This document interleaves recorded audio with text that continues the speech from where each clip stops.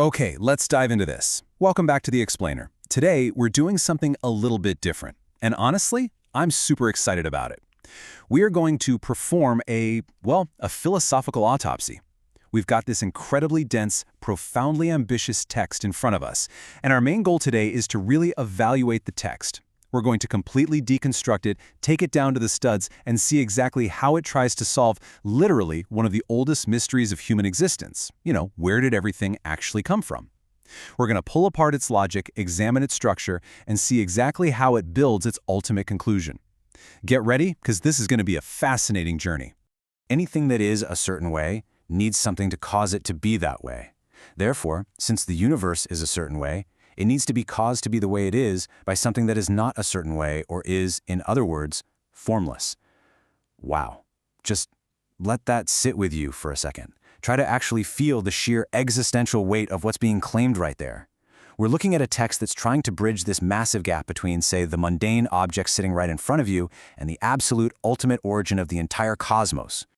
Now, I want you to look at that number, 46. That is exactly how many words are in the text we just read. You really just have to appreciate the absolute audacity of the author here. Think about it. People have written massive encyclopedias, 1,000-page treatises, entire lifelong dissertations trying to explain the ultimate origin of the cosmos. And here, this text attempts to lock down the foundational logic of reality itself in exactly 46 words. It's practically showing off. But because it's so brief, that means every single word is doing some serious heavy lifting. There's zero filler here. The whole shebang is pure distilled logic. Section 1. Evaluating cause and effect. All right, let's bring it in close and start our logical deconstruction. Now, what's really interesting about this slide is the architectural genius of those 46 words. The author has perfectly packaged this massive philosophical syllogism, basically a heavy-duty logical argument, into just 3 incredibly distinct steps. It's just a beautifully clean sequence. First, you establish a universal rule about things being a certain way. Second, you apply that rule to the largest possible subject, the universe itself. And third, you deduce the inevitable nature of whatever caused it. It's honestly like a logical mousetrap. Once you accept that first step, snap. The text inevitably pulls you right into the third. So let's interrogate this first step together. The text uses the phrase a certain way. But what does it actually imply by things being a certain way? Think about it. It basically means having a specific attribute, a form, some kind of definitive condition. If something is round or hot or large or simply exists as a specific object in front of us, it is a certain way. So the text foundational premise is that if something has a specific form, it couldn't have just decided to be that way all on its own, right? It demands a cause. It requires some kind of external trigger to push it into being that specific way rather than, any other way. Section 2. The universe as subject. Okay, this brings us to the second phase of the argument. We are zooming way out from that general rule of cause and effect and applying it to literally the grandest possible scale. We're looking at the entirety of existence itself. So the crucial point is this seemingly simple, tiny sentence right here. The universe is a certain way. Just look at the massive leap the author is making here. The text takes a localized rule of cause and effect, the everyday idea that a specific object needs a cause to have a specific form, and slaps it onto the absolute totality of existence. The universe, with all its galaxies, stars, crazy laws of physics, and infinite complexity, is categorized simply as being a certain way. It has a specific nature. It's this way and absolutely not some other way. Now, before we look at the author's final deduction, I really want to challenge you to consider the load-bearing capacity of this premise. It's absolutely crucial. If the universe is a certain way, what does the text imply the alternative even is? For this logic to work, the text implies there absolutely must be a state of not being a certain way. If the universe is a definitive something with a definitive form, it has to stand in contrast to something else. We're being asked to accept that the universe, the whole thing in its entirety, is really just one giant effect, just waiting for a cause. Section 3. Defining the formless. Let's move to and see how this builds into the text's ultimate, mind-bending conclusion.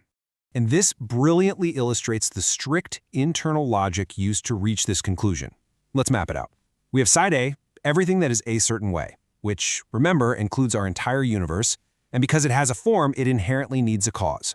But what could possibly cause side A? Well, if the cause was also a certain way, it would just belong on side A with everything else and need its own cause. So to stop an endless loop, side B absolutely must exist. The ultimate cause has to be not a certain way.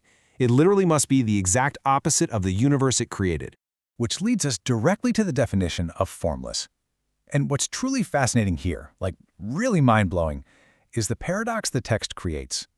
The text defines the ultimate origin of absolutely everything entirely by what it is not. Think about that. It doesn't tell us what the formless is actually made of, what it wants, or how it even operates. It strictly defines it as liking any specific condition. Because, if it had a condition, it would need a cause. It's entirely defined by its absence of form. Section 4. Does the logic hold? All right, so it's time to render a final verdict on our evaluation. We've followed the argument step by step. We've seen how these 46 words attempt to construct this unbreakable chain of reasoning. But as critical thinkers, we have to stop and ask ourselves, does the logic actually hold up under scrutiny?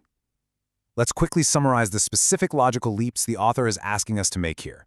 First, the text assumes that anything with a form requires a cause. It basically leaves no room for exceptions. Second, and actually this is probably the most massive leap, it assumes the universe itself qualifies as a single form that requires an external cause, rather than, say, just being the sum of its parts. And third, it concludes, the ultimate cause must therefore lack any specific form, resulting in the formless. Now, unpacking these two sentences matters immensely. Why? Because if you accept these 3 bullet points, your entire view of reality shifts.